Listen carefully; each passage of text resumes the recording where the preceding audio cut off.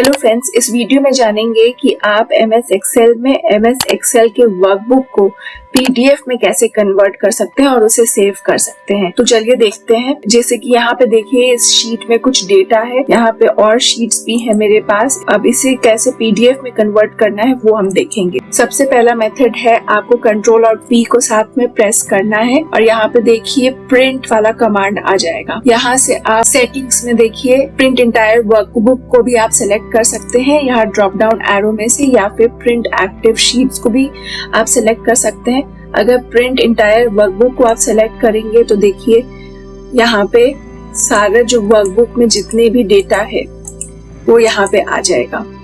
इसे आप directly print कर सकते हैं क्योंकि ये माइक्रोसॉफ्ट प्रिंट टू PDF का सेटिंग ऑलरेडी दिया हुआ है। दूसरा तरीका, अगर आपको PDF में इसे कन्वर्ट करके सेव करना है तो उसके लिए आपको यहाँ पे सेव एज का भी ऑप्शन मिलेगा। यहाँ पे अगर आपको डॉक्यूमेंट्स में सेव करना है, आप डॉक्यूमेंट सेलेक्ट कर लीजिए। यहाँ से आप इसको रीनेम कर सकते हैं, जैसे कि एक्सेल मैंने सेव किया है। यहाँ से सेव एज टाइप में आपको यहाँ पे ड्रॉप डाउन एरो में क्लिक करना होगा और यहाँ से आप अगर PDF को सेलेक्ट कर लेंगे तो ये PDF के फॉर्म में सेव हो जाएगा। मैं इसे यहाँ पे डेस्कटॉप पे सेव कर रही हूँ, तो देखिए ये यहाँ पे सेव हुआ है डेस्कटॉप में इस तरह से। थर्ड मेथड है, आपको एक्सपोर्ट पे जाना है और एक्सपोर्ट पे जाके यहाँ पे क्रिएट PDF का भी ऑप्शन मिलेगा। यहाँ पे आप क्रिएट PDF पे क्लिक कर सकते हैं। यहाँ से ये PDF में बदल जाएगा और यहाँ से आपको पब्लिश पे क्लिक करना है। आप इसे डेस्कटॉप पे भी सेव कर सकते हैं। यहाँ से पब्लिश पे जाना है, देखिए ये PDF में बदल जाएगा। अगर आपको बहुत सारी शीट्स को एक साथ PDF में बदलना है तो आपको इसे कंट्रोल प्रेस करके यहाँ पे इसे सेलेक्ट कर लेना होगा। उसके बाद फाइल में जाना होगा और यहाँ से सेव एज पे जब आप जाएंगे तो यहाँ से अगर मैं यहाँ से PDF को सेलेक्ट कर रही हूँ और यहाँ पे मैं सेव करती हूँ इसे डेस्कटॉप पे, तो देखिएगा ये यहाँ पे सेव हो जाएगा। ये देखिए सारे के सारे शीट्स PDF में आ जाएंगे। तो ये भी एक तरीका है। अगर आपको एक साथ सारे शीट्स को PDF में कन्वर्ट करना है तो सारे शीट्स को भी सेलेक्ट करके रखना होगा। अगर एक शीट को ही PDF में कन्वर्ट कर पर्टिकुलर शीट को आपको सेलेक्ट करके रखना होगा। तो इस तरह से आप PDF में कन्वर्ट कर सकते हैं MS एक्सेल के सॉफ्टवेयर को यूज करके ही। आपको कोई एक्सटर्नल सॉफ्टवेयर या एक्सटर्नल वेबसाइट पे जाके इस एक्सेल के फाइल को PDF में कन्वर्ट करने की जरूरत नहीं होगी। आप MS एक्सेल में डायरेक्टली कन्वर्ट कर सकते हैं। तो देखिए जो पहला वाला टेबल है वो इस तरह से आया है, आधा कटा हुआ आया है अगले वाले पेज पे। तो ये देखिए अगर पेज सेटअप हम ठीक से करेंगे तो ये ज्यादा प्रोफेशनल लगेगा। अब इसे कैसे करते हैं इसके लिए अभी हम सीखेंगे। यहाँ पर देखिए जैसे कि ये डेटा दिया हुआ है। अब अगर मैं इसे वर्टिकली प्रिंट करूंगी या वर्टिकली सेव करूंगी तो सिर्फ आधा डेटा आता है, बाकी के 2 कॉलम्स नहीं आते हैं जैसे कि हमने अभी देखा। तो उसके लिए क्या करना होगा, आपको यहाँ पे पेज लेआउट में जाना होगा, ओरिएंटेशन में जाना होगा, यहाँ से लैंडस्केप ओरिएंटेशन को सेलेक्ट करना होगा। अब अगर आप फाइल में जाएंगे और यहाँ से देखिए मैं प्रिंट प्रीव्यू में जाती हूँ तो इस तरह का आपको PDF बनता हुआ दिखाई देगा जिसमें कि सारा का सारा डेटा एक साथ है।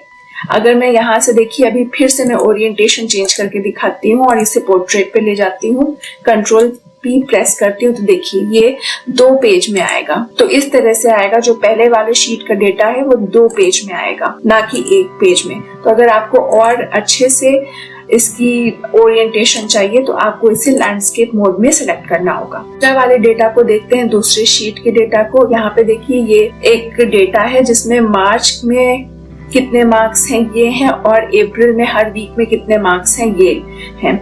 अगर मैं यहाँ से Ctrl P करके प्रिंट प्रीव्यू करती हूँ तो देखिए ये वाला जो शीट में जो डेटा है वो किस तरह से दिख रहा है। यहाँ पे मार्च का डेटा दिख रहा है और यहाँ अप्रैल का डेटा दिख रहा है।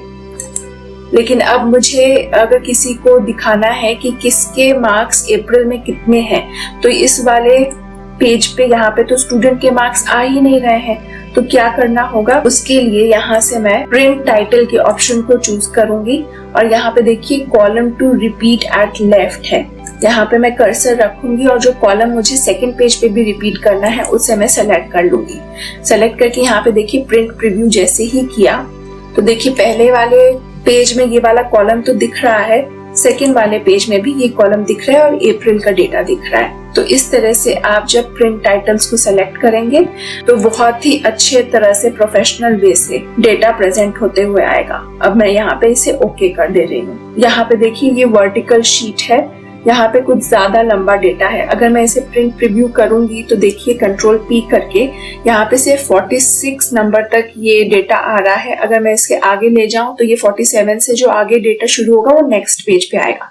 लेकिन ऊपर की क्या हेडिंग थी ये तो पता ही नहीं चला। अब कोई नेक्स्ट पेज पे आएगा तो उससे पहले पेज को देखना पड़ेगा कि हेडिंग क्या है। ये जो ग्रीन हाईलाइटेड वे में दिख रहा है ये हेडिंग सेकेंड पेज पे भी अगर चाहिए तो आपको क्या करना होगा, देखिए यहाँ पे प्रिंट टाइटल में जाना होगा और यहाँ पे जो रो टू रिपीट एट टॉप होगा उससे यहाँ पे कर्सर रखना होगा और यहाँ से इस वाले रो को मैं सेलेक्ट कर लूंगी और यहाँ पे देखिए प्रिंट प्रीव्यू पे जाके अब देखिएगा नेक्स्ट वाले पे यहाँ पे भी रो ये हेडिंग के फॉर्म में दिख रहा है।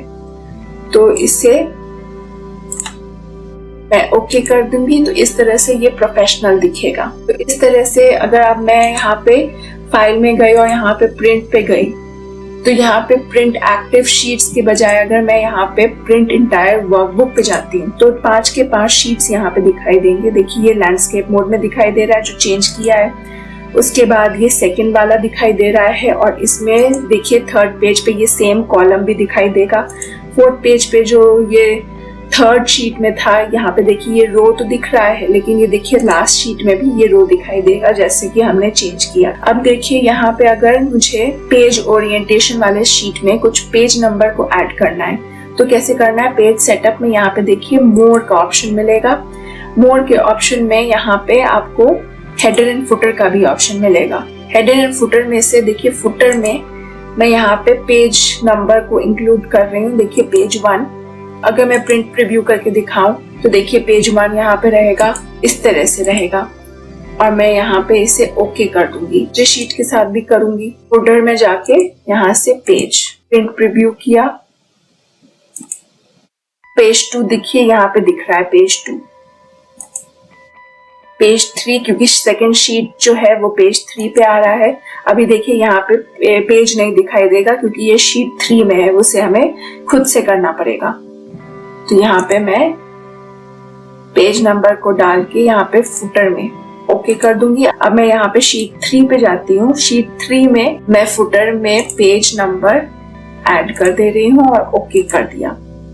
अब यहाँ पे देखिए मैं प्रिंट वाले प्रीव्यू में जाऊंगी तो यहाँ पे देखिए पेज 1 दिखाई दे रहा है, पेज 2, पेज 3, पेज 4, पेज 5। तो इस तरह से आप पीडीएफ में कन्वर्ट करके प्रिंट भी ले सकते हैं और इसे पूरा का पूरा सेव भी कर सकते हैं। सेव करने के लिए आपको अगर सारे वर्कबुक को सेव करना है तो कंट्रोल प्रेस करके रखिए और इन सबको सेलेक्ट कर लीजिए और फाइल में जाकर यहाँ से देखिए सेव एज में जाकर मैं यहाँ पे